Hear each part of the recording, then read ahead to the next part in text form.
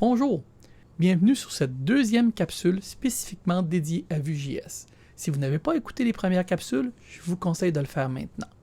Dans cette capsule, nous allons nous attarder spécifiquement à la partie qui lance l'application Vue.js et qui configure les différentes composantes. Maintenant, regardons un peu comment fonctionne l'application principale, notre main au niveau de l'application. C'est la page d'entrée, c'est le script qui vient chercher l'ensemble de nos fonctionnalités. Plusieurs imports. Certains imports sont pour des classes, certains autres sont pour des librairies. Dans ce cas-là, Font Awesome est utilisé. C'est ce qui nous permet d'avoir plusieurs images classiques. On importe aussi certaines classes, on importe certains filtres de vue. Dans ce cas-là, ici particulier, ce qu'on va faire, c'est qu'on va importer ce qui est dans notre package à nous de router. Router, c'est pour le Vue Router. Vue Router, c'est ce qui permet d'avoir des URL au niveau de notre furteur et de transiger d'une page à l'autre et de faire en sorte que notre furteur est capable de faire back et de faire en sorte qu'on est capable de changer de vue en fonction de ce qui est défini. Ce qui implique que dans ./router, nous avons des fichiers de configuration particuliers. Donc, le premier fichier qu'on va avoir, c'est l'index qui va être chargé. Et ce qu'on voit, c'est que ce fichier d'index-là vient enregistrer certains hooks pour recevoir des événements lorsqu'on vient pour commencer à faire un changement de page ou qu'on vient de quitter la page. Ça permet aussi d'importer certaines composantes pour les utiliser au niveau des routes. Donc, la façon dont la route fonctionne ici, c'est qu'on crée un objet de type router. Ce router-là a des routes. Donc, les routes qui sont définies, par exemple, sont que le chemin principal, le home, pointe vers la composante home. Ce qui veut dire qu'à ce moment-là, ma composante home qui est ici, elle est importée d'une page principale. Je vais pouvoir aller la consulter si je veux. Ça fait partie de mes composantes core ici. On a les pages d'erreur 403, d'erreur 404. Ici, le .admin indique que tout ce qui est inclus sous admin va se retrouver aussi dans nos routes. Donc, toutes les routes qui sont spécifiées dans admin sont aussi ajoutées. Donc, encore ici, on a des constantes qui viennent importer certaines vues. Et on a ici notre chemin, donc admin doc, avec son nom, avec la composante à afficher. Et on a en plus un méta, donc le méta étant une map dans laquelle on peut mettre des propriétés additionnelles. Dans ce cas-ci, les autorités, donc pour pouvoir mettre un filtre au niveau des pages pour bloquer certaines pages. C'est bloqué au niveau du JavaScript. Il faut toujours faire attention, la sécurité du JavaScript n'est pas suffisante. Nos microservices Spring Boot en arrière vont en plus s'assurer que lorsqu'on fait des appels aux API, on a justement le rôle admin dans nos autorités, en supplément de bloquer. Ce n'est pas suffisant de bloquer au niveau de l'applicatif, parce que quelqu'un pourrait venir modifier les objets en JavaScript, enlever ce méta-là au niveau du router, puis accéder quand même à la page. Mais à partir du moment où l'API va le bloquer, on a une sécurité qui est suffisante. Donc, c'est une commodité de ne pas afficher les pages au niveau du UI, mais ce n'était pas suffisant de faire la sécurité au niveau du UI. Donc, l'ensemble des admins, les audits, les logs, tout le menu qu'on voit du côté admin fait partie du router. Ce n'est pas le menu, c'est le router. C'est ce qui dit que lorsque je veux contacter le JHE Tracker Component, ça m'indique que je vais le faire sur le chemin admin JHE Tracker et que j'ai besoin d'avoir une autorité admin et que je vais aller rejoindre une composante en particulier. Donc, ça indique vraiment que la mécanique de changement de page qui va être utilisée dans les vues. On ajoute aussi, donc, dans notre index, on ajoute les admins, on ajoute aussi les entities qui ont été générées par notre modèle. Donc, chaque vue d'entité va nous mettre l'entité principale, la liste, le create ou le update, donc le create, le edit, qui sont des noms différents, des URL légèrement différents, avec ici l'identifiant de notre événement dans le chemin d'accès. Donc, c'est comme ça qu'on met un identifiant supplémentaire dans le chemin. Et là, ici, on a le edit ou le update qui sont vraiment identiques. C'est sûr que dans le cas du new, on n'a pas d'identifiant. L'identifiant n'est pas créé encore, mais c'est la même composante qui va permettre de l'afficher. Le view a une vue légèrement différente. La vue de détail n'a pas de champ modifiable, donc c'est une vue différente. Et ainsi de suite. On a la même chose pour l'émission. Donc, Ces objets-là sont créés automatiquement parce que dans mon JDL, j'ai deux objets, le mission et le space event. De par le fait que j'ai ces objets-là, mon view router est configuré. On n'a pas créé de page particulière, ce qui fait que l'ensemble des pages ici est vide. Note particulière ici, lorsqu'on voit un JHipster Needle Add Entity to Router.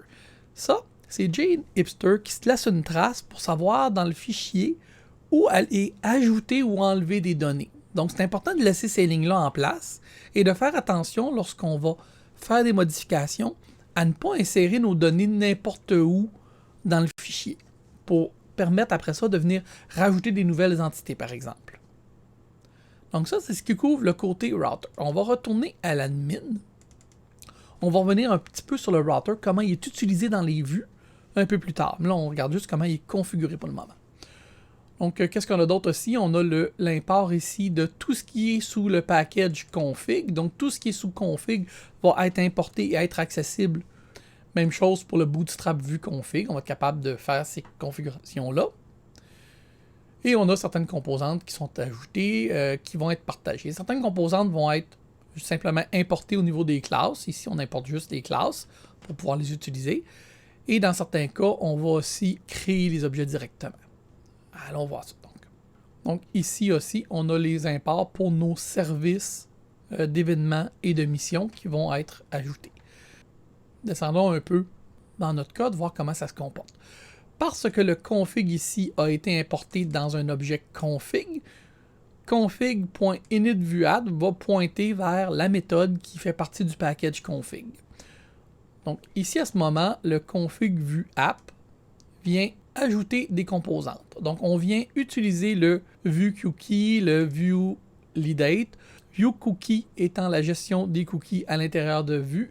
C'est une librairie qui est ajoutée. Comme on a fait use, elle va être ajoutée une seule fois. Donc on ne recréera pas la composante. On va peut-être créer des instances, mais on ne créera pas la composante elle-même plusieurs fois. Le ViewLeadDate, c'est une autre composante qui permet de faire de la validation au niveau du front-end. Donc quand les données sont invalides, on a une pré-validation qui est faite. On l'a vu dans la génération du projet. Les View2Filters sont des filtres supplémentaires qui nous permettent de fonctionner avec nos données. Et on a un intercepteur de Axios ici qui est créé un peu plus bas, qui lui va permettre de gérer certains cas où l'usager n'est pas authentifié, mais qu'on tente de faire des appels à des microservices qui demandent une authentification. Et finalement, on initialise les filtres qui ont été probablement importés légèrement plus haut ici. Donc, des filtres qui sont dans une librairie partagée de notre projet. Le Axios lui fait en sorte que lorsqu'il y a une erreur pour les 403 ou les 401, le 401 étant l'erreur classique où on n'a pas d'authentification du tout, le 403 étant le cas où on a généralement une authentification, mais on n'a pas le droit d'accéder à la ressource. Sous tel cas, la méthode qui est fournie ici, c'est-à-dire que la méthode qu'on a passée ici, lorsqu'il y a un manque d'authentification, on va loguer unauthorized au niveau de la console. C'est pas très verbose, mais comme l'application ne montre pas les menus quand l'usager n'est pas authentifié, normalement, il n'y a pas de problème à le mettre dans la console. On a ici l'initialisation de ForAwesome. Donc, ce que ça fait, c'est que ça va venir amener certaines composantes graphiques qui viennent de ForAwesome sous forme de font, normalement, ou de SVG. Ça va nous permettre de les utiliser. On va les voir dans les vues en particulier lorsqu'ils sont utilisés. Donc, si vous voulez utiliser plus de ces fonts-là, plus de ces images-là, il faut tout simplement les ajouter ici pour les importer. Donc, config de Bootstrap de Vue. Donc, on va configurer Bootstrap, ajouter les composantes qu'on utilise qui proviennent de Bootstrap Vue, qui est un genre de librairie de composantes à utiliser. Donc, on a les badges drop-down, les alertes, les boutons, les groupes de boutons, les listes. Ensuite, on va utiliser les filtres pour ne pas les réimporter une deuxième fois. Je crois qu'ils ont déjà été importés dans le InitViewApp, mais c'est pas grave. Et on va définir des composantes ici qui vont être ajoutées à notre application vue. Donc, FontAwesome Icon, les composantes, l'item count. C'est des composantes qu'on va venir ajouter à notre application vue et qu'on va pouvoir utiliser dans les autres contextes. L'internationalisation, donc on va configurer ici l'internationalisation de nos traductions. Donc, encore ici, ça fait partie des configs. Donc, le package config qui est sous shared config ici. Donc, l'internationalisation, on va tout simplement utiliser le Vue i18n et on va en créer une version avec le formateur Japster. Le formateur JHI formateur, si on le consulte, ce qu'on se rend compte, c'est qu'on ne peut pas changer le formateur Vue 18. Donc, pour être capable de lire les fichiers de traduction qu'on a, il y a un certain remplacement qui est fait ici au niveau des brackets pour venir lire le fichier et le décoder. Donc, c'est la partie formateur de Vue.js qui permet de lire nos fichiers de traduction. Fait que c'est possible que les fichiers de traduction ne soient pas exactement comme Vue i18n fonctionne. Je crois que ces fichiers de messages-là sont générés automatiquement par Japster. Donc, au lieu de changer la génération entre React, Angular et Vue.js, ils ont préféré changer un peu le formateur pour récupérer les mêmes fichiers et les générer de la même façon. Maintenant, retournons à notre main encore. Donc, configuration de i18n. Donc, ici, l'initialisation de Vue.ex. Notre application générée par Japster a des méthodes un peu différentes de Vue de base pour gérer la réactivité. Vue.js de base utilise, au niveau de la réactivité, 3 données principales. Le data, les méthodes et les computed. Le data étant les données, les méthodes étant les méthodes qui nous permettent de modifier des données et les computed étant les valeurs qui sont calculées à partir d'autres, par exemple une liste de données filtrées ou une concaténation de chaînes de texte, donc des getters. Dans le cas de Japster, on s'éloigne un petit peu de cette approche-là, puis ce qu'on va faire, c'est de fonctionner avec 2 techniques différentes. Soit qu'on va utiliser un class component, qui lui redéfinit encore ce modèle de données-là, mais en utilisant des classes TypeScript. On va le voir lorsqu'on va parler des entités dans une future capsule. L'autre méthode qu'il utilise, c'est Vue.ex. Vue.ex fonctionne avec des stores. Donc, les stores de base, au lieu d'utiliser data, ils vont utiliser state. Au lieu d'utiliser méthode, ils vont utiliser action. Au lieu d'utiliser computed, ils vont utiliser des getters. Et par là-dessus, vont rajouter une 4e donnée, qui est les mutations, qui sont les méthodes qu'on appelle pour effectuer une transformation sur les données. Dans le cas de Vue, il faut comprendre que lorsqu'on va modifier une donnée, il y a des scripts qui ont été attachés sur la modification de la donnée qui font en sorte que toutes les composantes qui affichent cette donnée-là vont se mettre à jour. On va attacher la composante sur la donnée, que ce soit par le mécanisme standard de Vue ou par Vue.ex.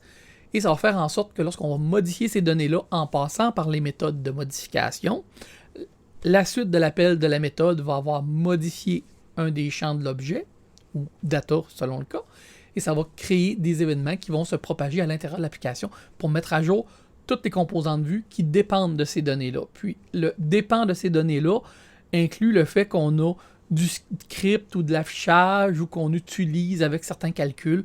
Donc, l'ensemble des méthodes qui sont reliées vont être lancées et mis à jour. Donc, on n'aura pas besoin d'aller mettre à jour les données, ça va se faire automatiquement.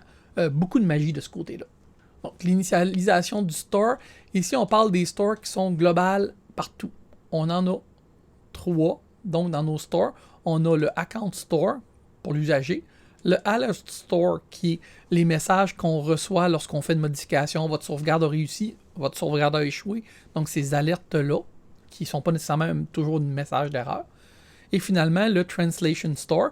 Ça veut dire aussi que le Translation Store, si on y pense bien, toutes les traductions qui sont à l'intérieur de ce store-là, si jamais on les modifie, on change le store, ben ça va venir probablement rafraîchir l'écran au complet qui est affiché avec les bonnes traductions. Donc, ces 3 stores-là sont globales et sont initialisés. On a aussi des composantes qui sont plus globales et qui doivent être configurées justement avec le store et qui sont réutilisées à plusieurs endroits. Donc, ces composantes globales-là sont mises sous constante pour être communes tout le temps. Et ils sont définis ici. On va les utiliser un peu plus bas lorsqu'on va créer notre application. On a ici, on vient s'attacher sur le cycle de vie de router. C'est un code particulier qui va être exécuté à chaque fois qu'on essaie d'aller utiliser un lien, une navigation de router. Donc, on reçoit en paramètres la route, la source et la destination. Et à ce moment-là, on va vérifier si dans nos routes, est-ce que la route va exister? Si la route n'existe pas, on va s'en aller vers une section Not Found, qui va être l'erreur 404. Et si jamais la route existe, on va vérifier si le méta n'est pas vide et si le méta contient des autorités d'une taille plus grande que 0. Donc, si on a des autorités dans le système, on va s'assurer que l'utilisateur a bien cette autorité-là. Sous tel cas, ça va être correct, on va pouvoir aller à la prochaine page, mais sinon, on va envoyer l'utilisateur vers une page Forbidden. Donc, on va amener l'utilisateur pour lui indiquer qu'il n'a pas le droit d'accéder à cette application-là sur le URL. C'est ce qui va permettre d'appliquer un minimum de sécurité pour au moins le contenu des pages. C'est sûr que on pourrait le modifier au niveau du JavaScript, dans le contenu, puis commencer à faire du hacking, mais c'est essentiel que les API Spring Boot soient aussi sécurisées en arrière. Maintenant, on arrive à la partie principale, l'application vue. L'application vue ici a quelques données, donc ce qu'on appelle des options au niveau de vue. Lorsqu'on construit notre application vue, c'est notre principal, on va lui donner des options. La première option qu'on a ici, c'est EL, c'est l'élément principal, et ça nous indique à quelle place l'application doit s'attacher dans notre index. Donc, notre index.html, et là, ici, un élément qui s'appelle app. Cet élément-là complet, ce div-là de app, notre EL qui est spécifié là indique que c'est cet élément-là qu'on va venir remplacer. On va venir remplacer, pour ce faire, on a besoin d'une composante app, qui est notre application de base, qui contient un template, dont l'identifiant app est la base. Donc, ce composante-là, app, contient une navbar dans le header, contient un footer et il contient des cards de base, donc un conteneur avec les cards de JHipster de base pour être capable de venir afficher la première composante. Donc, par défaut, c'est là où la composante va se remplacer. Tout ça vient remplacer, donc la partie app qui est ici, vient remplacer dans notre page HTML, donc le JavaScript arrache le HTML, le modèle DOM au complet, et le remplace par le template qui est mis. Ensuite, ça va continuer à rouler le JavaScript, ça va accéder à la page principale, ViewRouter va remplacer la composante au milieu, et ainsi de suite. Ici, on a aussi le ViewRouter qui est spécifié, on a le store global avec nos trois objets qu'on a discutés, et on a notre objet d'internationalisation qui est spécifié ici en paramètre. Ce qu'on a supplémentaire ici, c'est le provide. Le provide, lui, fonctionne avec les annotations inject. C'est-à-dire que les objets qui sont là, lorsqu'on va faire inject, ça va permettre de les prendre puis de les amener de l'application principale vue et de venir les ajouter comme variables dans l'objet dans lequel on travaille. Certains de ces objets-là peuvent être créés ici directement parce qu'ils apparaissent à une seule place, typiquement, alors que d'autres sont partagés par l'ensemble de l'application, sous tel qu'on doit les définir dans une constante. Donc, c'est comme ça que notre application vue va être lancée à l'origine, puis qu'elle va créer l'ensemble, donc elle va remplacer ce qu'il y a dans la page web par du contenu qui, lui, est plus dynamique. Bien sûr, ce contenu-là, au niveau du app, va venir sur notre page principale. Notre page principale, au niveau du router, c'est celle qui est définie dans l'index ici, le home. Le composante home est ici. Donc, je vais simplement faire CTRL et clic. Donc, la composante home qui fait partie de notre application core, c'est elle qui contient ce que vous voyez au niveau du JHipster avec les liens de JHipster. Si vous avez des questions, accédez là, le login et ainsi de suite. Donc, si on regarde un peu le home, on se rend compte que c'est un template avec un div. Il va venir remplacer la partie centrale de notre application.